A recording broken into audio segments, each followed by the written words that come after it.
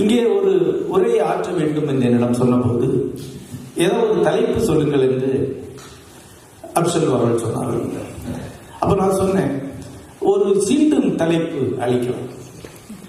ஏனென்றால் இந்த தமிழ் சங்கம்ன்ற வார்த்தை என்னை சீண்டியது. ஆகவே ஒரு சீண்டு தலைப்பு அளிக்கலாம். ஏனென்றால் நமது பிள்ளைகளுக்கு முன்னோர் தேவையா? நல்ல தலைப்பு, சாட்டமாக உடனே சொன்னார். ஏன் இந்த வார்த்தை என்னை சீண்டுகிறது என்றால், நண்பர்களே, தமிழகத்திலே எல்லா நகரத்திலும் தமிழ் சங்கங்கள் இருக்கின்றன. இந்தியாவுடைய எல்லா நகரங்களிலும் தமிழ் சங்கங்கள் இருக்கின்றன. டெல்லியிலே இருக்கக்கூடிய தமிழ் சங்கம் இந்தியாவில் மிகப்பெரிய ஒரு இலக்கிய அமைப்புகளில் ஒன்று. திருவனந்தபுரம் தமிழ் சங்கம் மிகப்பெரிய அமைப்பு. இவை எல்லாமே சொந்தமாக நிலவும் கட்டிடங்கள் உண்டவை. இங்க இருக்கிற யாருக்காவது அவர்கள் ஏதாவது நிகழ்ச்சிகளை நடத்தி தமிழ் இலக்கியத்திற்காக அவர்கள் ஏதாவது செய்து நீங்கள் கேள்விப்பட்டிருக்கிறீர்கள்? எதுவுமே கிடையாது. கட்டிட கல்யாண மண்டபமாக நடத்துவார்கள், சாப்பிடுவார்கள், தோசை திருவிழாக்கள் நடத்துவார்கள், பரதநாட்டியம் அல்லது நடனம் போன்றவற்றை நடத்துவார்கள். அது முறையாக பயின்றவர்கள் இதை நடத்த மாட்டார்கள். ஒரு வருஷம் 6 மாசம் கிராஷ் கோர்ஸ் நடக்கக்கூடிய பரதநாட்டியம்.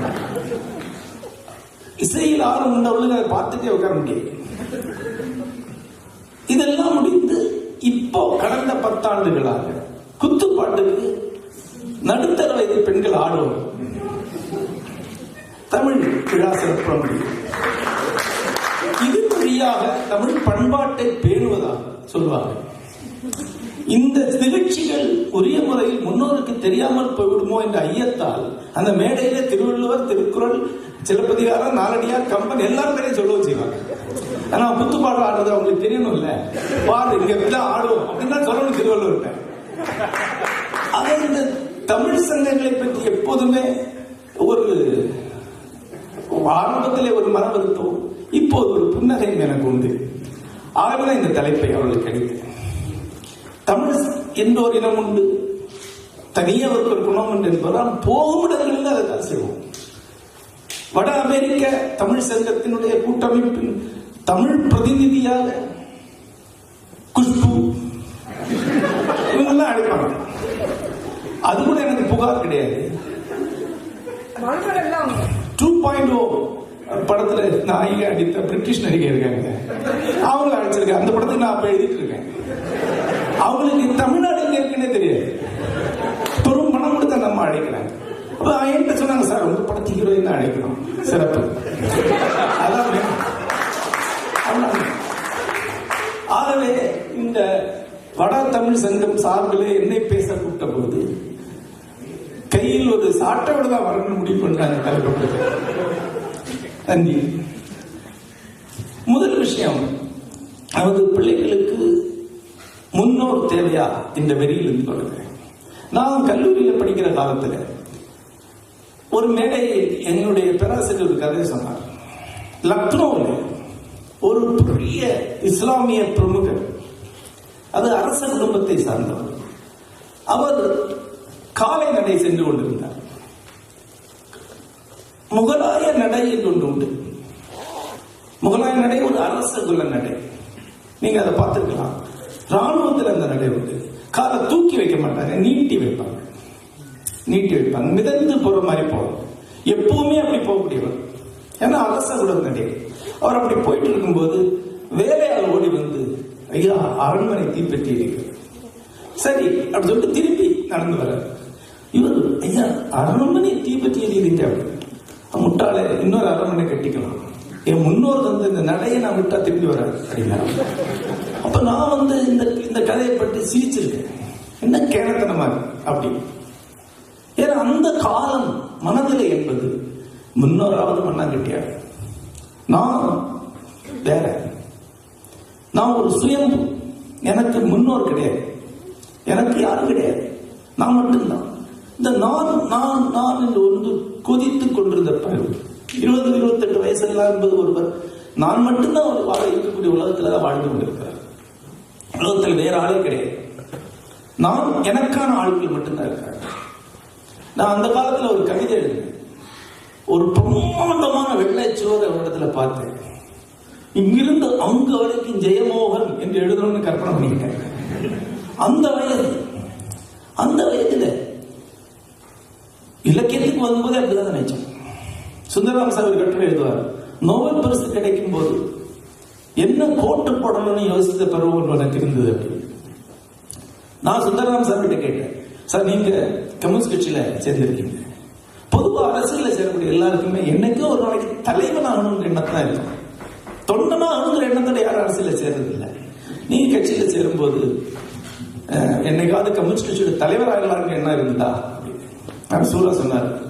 அப்படியெல்லாம் இருந்த மாதிரி தெரியல, ஆனா ஒரு புதிய இந்தியா உருவாக்கணும்னு திட்டம். அந்த வயசுல எனக்கு முன்னோர் இல்லை என்று நான் இருந்தது. ஆனா இந்த வயதுல 63 வயது கடந்த இந்த நிலையில என்னுடைய முன்னோருக்கும் என்னுடைய வாரிசுகளுக்கும், நான் பிறப்பில் உள்ள வாரிசுகளையோ இதை சொல்ல, அது எனக்கு நம்பிக்கை கிடையாது. நான் பாகுலேன் பிள்ளையோட மகன் கிடையாது, நான் சுந்தரராம சாமியுடைய மாணவன், நித்திய சேதனுடைய மாணவன். அதுதான் என்னுடைய மரபு தொடர்ச்சி. என்னுடைய முன்னோருக்கும் என்னுடைய வழித்தோன்றலுக்கு நடுவில் இருக்கக்கூடிய ஒரு கண்ணி மட்டுமே என்று உணரக்கூடிய ஒரு இடத்துல இருக்கேன். இந்த உணர்வு எனக்கு அளிக்கக்கூடியது எந்த வகையில் ஒரு குறைவு கிடையாது, ஆனால் ஒரு பெருந்த உணவை தருது. இயல்புல இந்த பெருந்தத்தை நான் அடைவேன். நானும் அவ்வளவு பெருசு இல்லை, வழி வழியா யாரோ இருந்தாங்க, வழி வழியா யாரோ வரப்போறாங்க. இதுல ஒரு லிங்க் தான் அப்படிங்கிறது எனக்கு இவ்வளவு மகிழ்ச்சியை கொடுக்கணும்ல. 20 ஆண்டுக்கு முன்னாடி யாரையாண்ட சொல்லியிருந்தாங்கன்னா அவனை வந்து பார்த்து, ஆனா உண்மையில இப்போ அந்த நிறைவு தான் இருக்கு. ஒரு வெறும் கண்ணியா இருக்கிறது கொடுக்கக்கூடிய இவ்வளவு பெரிய நிறைவு அடையிறது உங்களுக்கு ஒரு வயசாகணும். இங்க இருக்கக்கூடிய என்னோட வயசை சேர்ந்தவங்க நான் சொல்றது உடனே புரியும், சில பசங்களுக்கு புரியாது. அது ஒரு கண்ணி மட்டும் நம்ம அனைவரும் இந்த தன்னுணர்வில் இருந்தால் இந்த ஒரே ஆக்கி.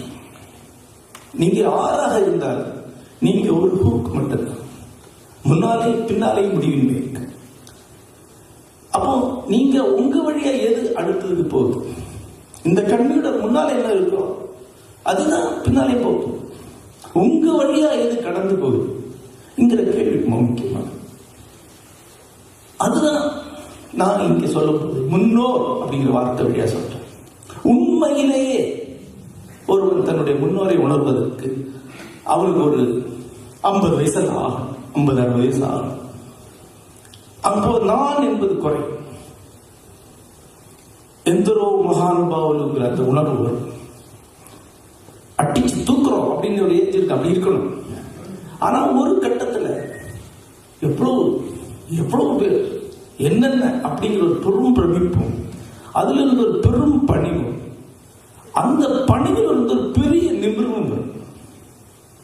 இந்த மானுடம் உலகம் முழுக்க இவ்வளவு சாத்தியங்கள் உருவாக்குது. இந்த மானுடத்தில் அதனுடைய மாபெரும் அறிவு தொகையில நாம ஒரு சின்ன துளியா இருக்கும். துளிதான், ஆனா நானும் ஒரு துளிதான். டால்ஸ்டாய் ஒரு துளிதான், ஐன்ஸ்டீன் ஒரு துளிதான், கொஞ்சம் சின்ன துளியா இருக்கலாம். ஜெயம் அந்த தன்னுடன் உருவாக்கக்கூடிய விடுதலை, அது உங்கள் வழியாக உங்க குழந்தைகளுக்கு செல்லணுமா என்பதுதான் இந்த உரை. நம்மளே இந்த பிரிட்டிஷ் மண்ணில் நின்றுட்டு இருக்கோம்.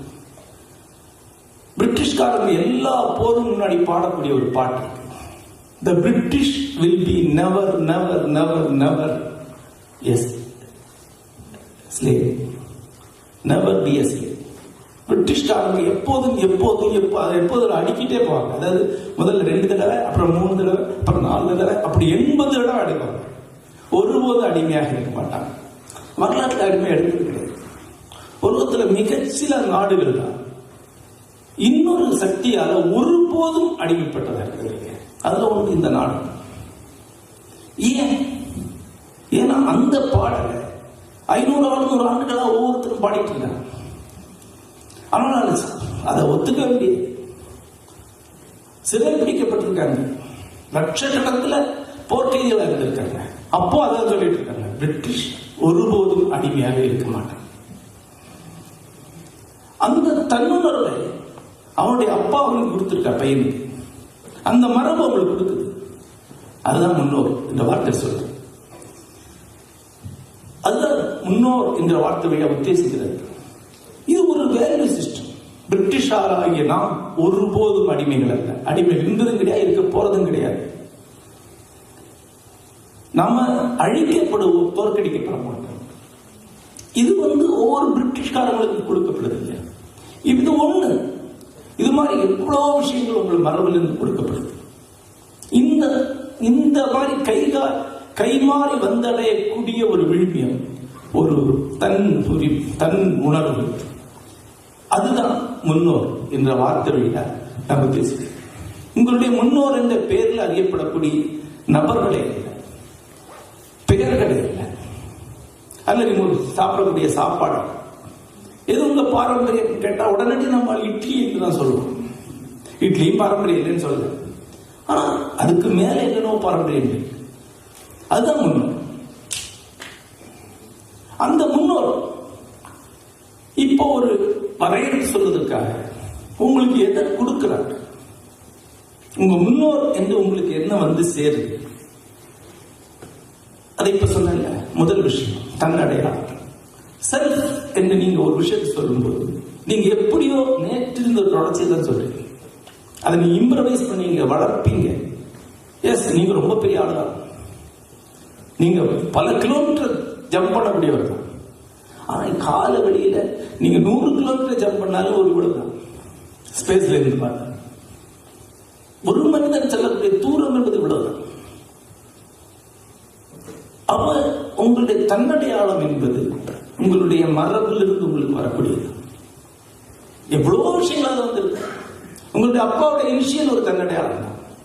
உங்களுடைய தோல் நிறம் ஒரு தன்னடையாளம், உங்களுடைய மொழி ஒரு தன்னடையாளம், உங்களுடைய நம்பிக்கைகள், உங்களுடைய வாழ்க்கை முறைகள், உங்களுடைய ருசிகள், உங்களுடைய குறிப்பிட்ட வகையான சிந்தனை போக்குகள் எல்லாமே செல்ஃப் என்பது எப்படியோ நேற்றிலிருந்து வரக்கூடியது. நாம நினைச்சிட்டு இருக்கோம். நான் நினைச்சதால சொல்றேன்.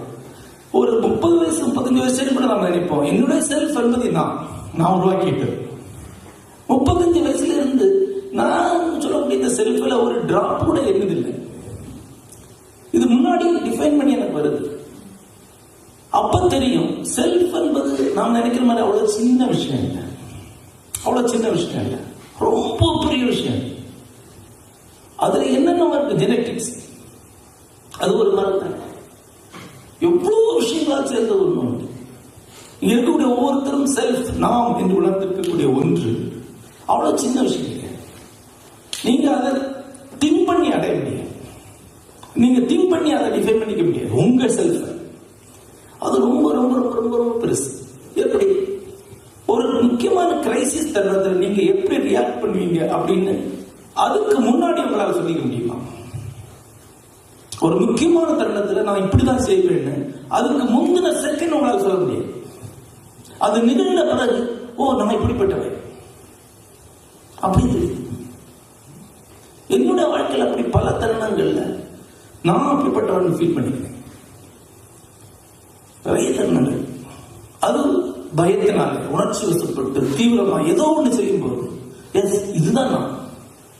அப்ப இது நான் உருவாக்கிவிட்டதல்ல, எனக்கு வந்தடைந்த ஒன்றுதான், நெடுங்காலமா என்ற வந்த ஒன்றுதான்.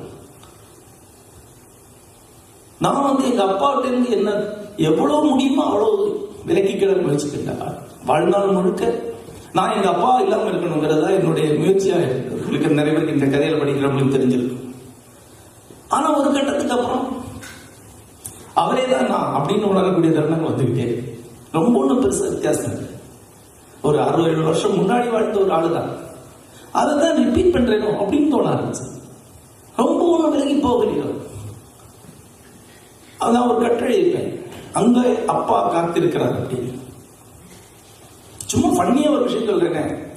எங்க அப்பா மே மாசத்துலயும் வெந்நீர் கொடுத்து குளிப்பார், வெந்நீர் கொதிக்க விட்டு குளிப்பார். எங்க அம்மா அதை கிண்டல் அடிப்பாங்க. கிண்டல் அடிக்கிறான்னா ஜன்னல் வெளியேட்டி பார்த்து அப்படி சொல்லிட்டு போவாங்க. அப்ப குளிக்கும் போது உடல்ல இருந்து ஆவி வரும். நிறைய முடி உள்ள உடம்புல வெட்டி ஆவி வரும். மழை பெய்யும் போது வைக்க போற பார்த்த மாதிரி இருக்கு அப்படின்னா அதுல வைக்க போல இந்த ஆவி வரும். அப்புறம் எனக்கே அது காமெடியா இருக்கு. ஆனா ஒரு நாளைக்கு நான் திடீர்னு யோசித்தேன், 50 வயசுக்கு இப்ப இந்த தருணத்துல தொடர்ந்து நான் வெந்நீல தான் குளிப்பேன். எப்பவும் பண்ண வெந்நீரை ஹாட்டா வச்சுதான் குளிப்பேன். அப்ப நான் வந்து என்னுடைய நண்பர் ஒருத்தட்ட கேட்டேன். அவர் சொன்னார், அது பாடியில் இருக்கக்கூடிய இது ஈஸ்ட் தான், ஸ்கின்ல இருக்கக்கூடிய ஈஸ்ட் காரணமாக தான் அது வந்து வெந்நீல குளிக்க தோணுது, வெந்நீல குளிச்சா நல்லா இருக்கு, அது ஈஸ்ட். ஆனா எங்க அப்பாவுக்கு அப்படி இருக்குமா? அதே தானே உன்னோட ஸ்கின், உன்னோட அப்பாவோட ஸ்கின் தான். இப்போ என்னுடைய பிஹேவியர், என்னுடைய டேஸ்ட் எல்லாத்தையும் தொகுத்து பார்த்தா அப்படியே எங்க அப்பா. அதை விட கொடுமை என்னன்னா, சின்ன வயசுல யாரும் என்ன முகத்தை பார்த்து என்ன அப்பான்னு சொன்னதே கிடையாது, ரொம்ப சாயலே கிடையாது. 50 வயசுக்கு அப்புறம் ரோட்ல போற ஒருத்தர் என்ன நிறுத்தி, நீ இன்னாரோட பையனா அப்படின்னா, எப்படி தெரியும்? போச்சு பார்த்தா தெரியுது, நான் அவருடைய ஃப்ரெண்டு அப்படின்னு. ஏமாற்றமா இருந்தா மகிழ்ச்சியா இருக்கான்னு என்ன கண்டுபிடிக்க முடியும்? அது அப்ப நான் சொன்னேன் வந்து, எங்க இப்ப போயிட்டாரு, அவர் மேல போய் 35 வருஷம் ஆகுது. ஆனா எங்க ஒரு இடத்துல காத்திருக்கிறார்.